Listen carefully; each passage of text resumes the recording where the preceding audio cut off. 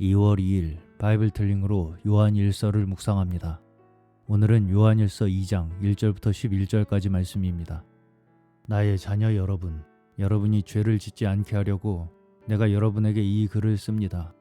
누가 죄를 지을지라도 아버지 앞에서 변호해 주시는 분이 우리에게 계시는데 곧 의로우신 예수 그리스도이십니다. 그는 우리의 죄 때문에 속죄 제물이 되셨으니 우리의 죄 때문만이 아니라 온 세상을 위하여 그렇게 되셨습니다. 우리가 하나님의 계명을 지키면 이것으로 우리가 그분을 참으로 알고 있음을 알게 됩니다.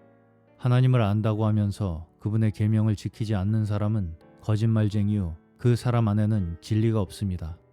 그러나 누구든지 하나님의 말씀을 지키면 그 사람 안에서는 하나님께 바치는 사랑이 참으로 완성됩니다. 이것으로 우리가 하나님 안에 있음을 압니다. 하나님 안에 있다고 하는 사람은 자기도 그리스도께서 사신 것과 같이 마땅히 그렇게 살아가야 합니다.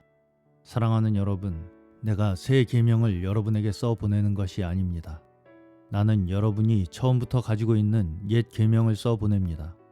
그 옛 계명은 여러분이 처음부터 들은 그 말씀입니다. 나는 다시 여러분에게 새 계명을 써 보냅니다. 이 새 계명은 참되고 여러분에게도 참됩니다. 그것은 어두움이 지나가고 참빛이 벌써 비치고 있기 때문입니다.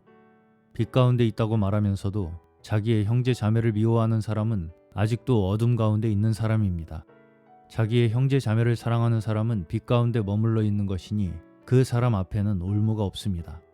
자기의 형제 자매를 미워하는 사람은 어둠 가운데 있고 어둠 가운데서 걷고 있으니 자기가 어디로 가는지를 알지 못합니다. 어둠이 그의 눈을 가렸기 때문입니다. 바이블 텔링 묵상입니다. 요한이 이 글을 쓴 목적은 주로 성도들을 생명의 교통 안에 지속적으로 머물게 하려는 것이며 따라서 그들로 죄를 범치 않게 하려는 것입니다. 죄를 범치 않게 하는 길은 성도들을 하나님과의 교통 안으로 생명의 빛 가운데로 이끄는 것이며 그럴 때 자백이 있게 됩니다. 이제 2장 1절에서는 성도가 혹 죄를 범하면 아버지 앞에서 우리에게 대언자가 있으니 곧 의로우신 예수 그리스도시라고 합니다. 그분은 우리 죄를 위한 화목제물이시며 지금은 아버지 앞에서 우리의 대언자로서 우리가 혹 죄를 범하면 아버지께 중재해 주십니다. 다음은 성도가 주님의 계명을 지키는 문제입니다. 하나님을 안다고 하면서 계명을 지키지 않는 자는 거짓말하는 자요 진리가 그들 속에 있지 않습니다.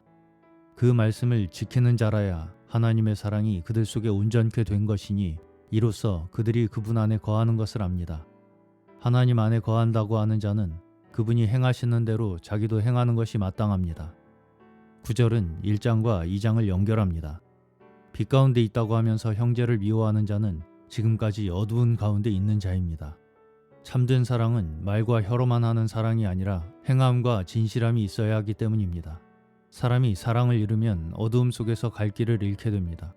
그러나 오늘날 대부분의 사람들은 빛 가운데 있을 때 중요한 결정을 하려 하지 않고 주변 사람들이 미워지고 어두움이 깊을 때 길을 결정하려고 합니다. 요한은 그런 때는 이미 어두움이 그의 눈을 멀게 하였다고 말합니다. 오늘도 주님께 속한 자들로서 하나님의 계명에 순종하여 그 사랑 안에 머물기를 기뻐하는 저희 모두 되시기를 주님의 이름으로 축원합니다.